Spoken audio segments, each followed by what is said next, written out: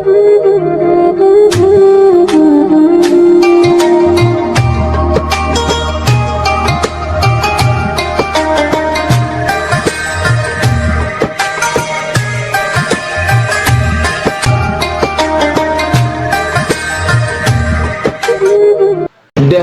iblis dilaknat oleh Allah Subhanahu wa taala, dikutuk dia karena dia sombong.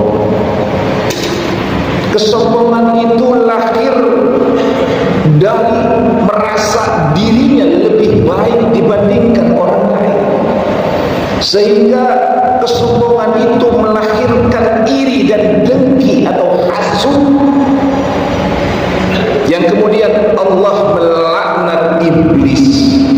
Tetapi kemudian iblis meminta waktu sampai hari kiamat untuk menjadikan anak cucu Adam ini sebagai temannya di neraka Jahannam nanti. Dan Allah Subhanahu wa taala mengabulkan. Kemudian berlalulah masa dan zaman hingga tibalah masa Nabi Adam yang memiliki putra Qabil dan Habil. Qabil dia membunuh Habil karena hasud, karena iri dan dengki. Lalu di masa Nabi Ibrahim kita mengenal istrinya yang namanya Siti Sarah. Siti Sarah ini merasa dengki iri juga kepada istri mudanya Nabi Ibrahim, yakni Siti Hajar. Sehingga ketika sudah melahirkan putra kecil Ismail, Siti Sarah meminta kepada Nabi Ibrahim agar mengasingkan atau mengusir Hajar jauh dari lingkungan dirinya. Begitupun di masa Rasulullah SAW kita mengenal yang namanya Abu Jahal, Abu Lahab, Abu Sufyan. Mereka tidak suka kepada dakwah baginda Rasulullah karena hasud, karena iri dan dengki. Dan banyak sejarah mencatat iri dan dengki inilah yang menyebabkan kehidupan dunia ini gonjang-ganjing. Lalu pertanyaannya, apa itu hasad? Para ulama menerjemahkan hasad itu adalah tamanni jawali ni'matil mahsudi wa husuliha lil hasad, yakni menginginkan nikmat dari orang lain berpindah kepada dirinya. Jadi ketika ada orang lain diberikan nikmat, dia menginginkan nikmat itu dicabut dari orang itu dan berpindah kepada dirinya.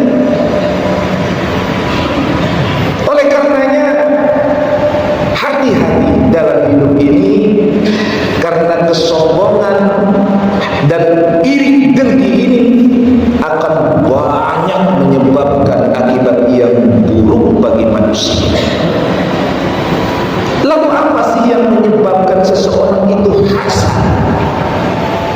Yang pertama adalah karena kebencian dan permusuhan. Ketika bersaing, dia kalah dalam sebuah atau berbagai macam hal, maka benci dia, timbul permusuhan di dalamnya. Atau penyebabnya adalah ambisi dan keserakahan. Ambisi ini, hati-hati dengan ambisi. Banyak manusia sekarang yang ambisius, yang serakah. Sudah kaya pengen kaya, sudah tinggi jabatan pengen lebih tinggi lagi. Ini kan karakteristik manusia yang sangat bodoh. Karena memang karakter manusia di dalam kehidupan ini kalau tidak dikuatkan dengan iman, maka menghadapi hidup ini dia bagaikan minum air lautan. Sekali tekuk gak pernah dia merasa puas, akan terus menekuk terus. Sehingga kalau sifat manusia tidak dikontrol, kalau dia sudah mendapatkan satu gunung emas, gak puas dia, pasti akan ingin mendapatkan 2, 3, kalau perlu seluruh dunia ini adalah miliknya. Itulah manusia, ambisi dan keserakahan yang membuat dia kemudian memiliki sifat hasud. Lalu yang berikutnya adalah karena tentunya imannya yang tidak kuat. Yang iman ini membuat orang ini tidak pandai bersyukur dia. Dia tidak pandai berterima kasih kepada Allah Subhanahu wa taala. Sudah diberikan nikmat yang gratis dia oleh Allah, nikmat hidup. Udara yang sekarang kita hirup masih juga tidak berterima kasih kita. Kalau kita baru merasa udara ini luar biasa mahalnya kalau sudah masuk ICU, kalau sudah masuk rumah sakit, beli oksigen mahal. Kadang kita tidak merasa bahwa kita itu nikmat dari Allah. Belum lagi nikmat yang lainnya, nikmat kesehatan dan nikmat lain sebagainya, yang sampai detik ini Allah masih berikan kepada kita. Hawa nafsu kita kadang kita melihatnya inginnya ke atas. Oleh karenanya orang yang tidak pandai bersyukur, maka dia akan muncul iri hati, dengki kepada sesamanya. Di lingkungan kerja, melihat teman lebih baik penghasilan dan gajinya karena prestasinya, iri dia. Melihat teman yang kedudukannya lebih tinggi padahal duduk sama, dengki dia. Ini karena kurang syukur. Lalu bagaimana kita menghadapi sikap hasad, iri dengki dalam hati kita? Ini yang paling terpenting. Bagaimana kita menetralisir sifat hasad dengki yang ada di dalam diri kita? Yang pertama adalah kokohkan, kuatkan keimanan kita. Yakinkan bahwa hidup mati kita ini adalah milik Allah dan karena Allah. Yakinkanlah kita bahwa kita sekarang berada di dalam kondisi sekarang ini, hakikatnya sudah ditulis di Lauhil Mahfuz. Karena tidak ada sesuatu yang terjadi dalam kehidupan dunia ini kecuali sudah dicatat di Lauhil Mahfuz. Bahkan daun yang jatuh itu sudah dicatat di Lauhil Mahfuz. Tanamkan iman dalam hati kita. Tanamkan keyakinan yang kokoh bahwa Allah lah yang memiliki kita, dan Allah tidak pernah menzalimi hambanya. Allah memiliki sifat Rahman. Mau kafir, mau muslim, mau hitam, mau putih, mau pendek, mau tinggi, diberikan oleh Allah Subhanahu wa taala dengan sifat Rahman-Nya.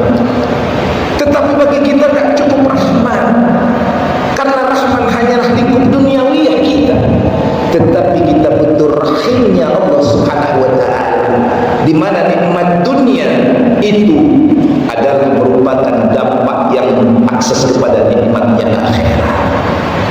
Kuatkan iman kita, maka dengan iman ini enak. Dengan iman ini kita akan menjalani hidup ini dengan langkah-langkah yang penuh keyakinan.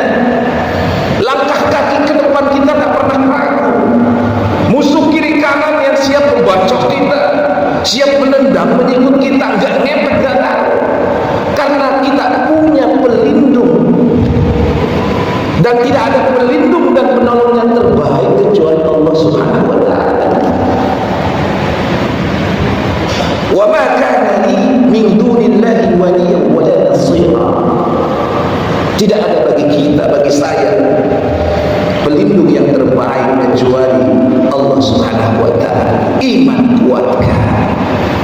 Hati-hati. Lalu yang kedua, tanamkan rasa syukur dalam hidup kita ini. La in syakartum la azidannakum wa la in kafartum inna adzabi lasyadid. Karena nikmat Allah ketika kita bersyukur dengan arti bukan hanya mengucapkan hamdalah, tetapi syukur kita jaga nikmat itu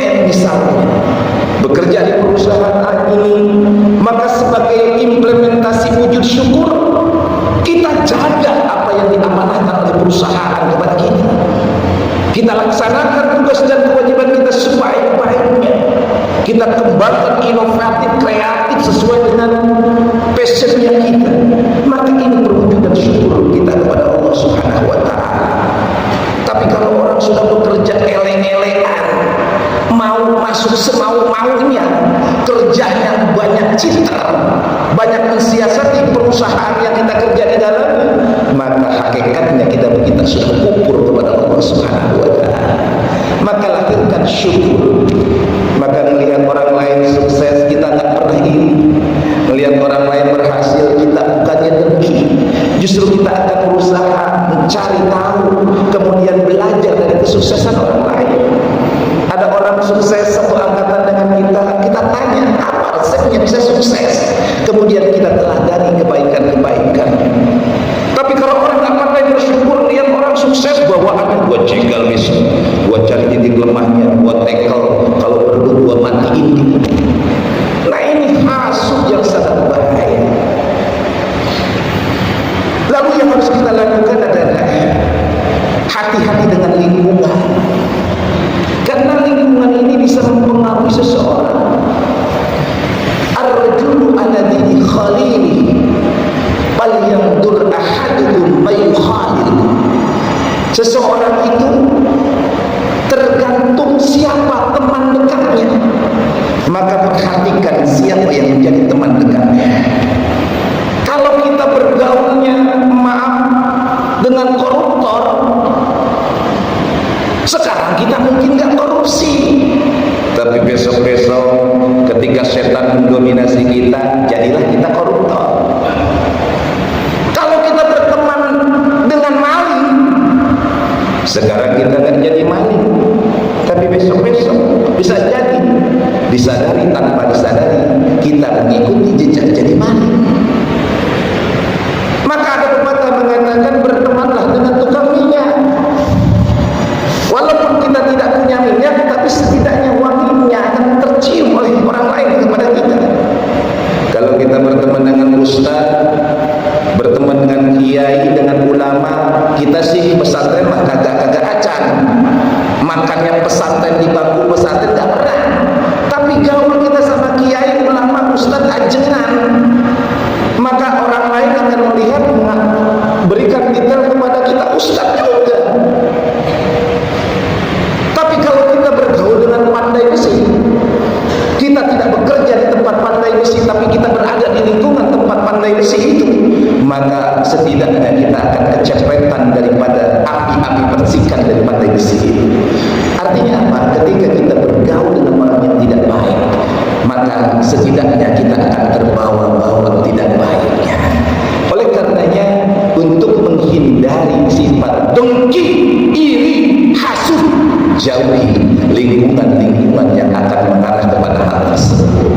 Mudah-mudahan Allah Subhanahu wa Ta'ala akan memberikan kekuatan kepada kita untuk menjadi pribadi-pribadi yang senantiasa beriman dan bertakwa kepada Allah Subhanahu wa Ta'ala.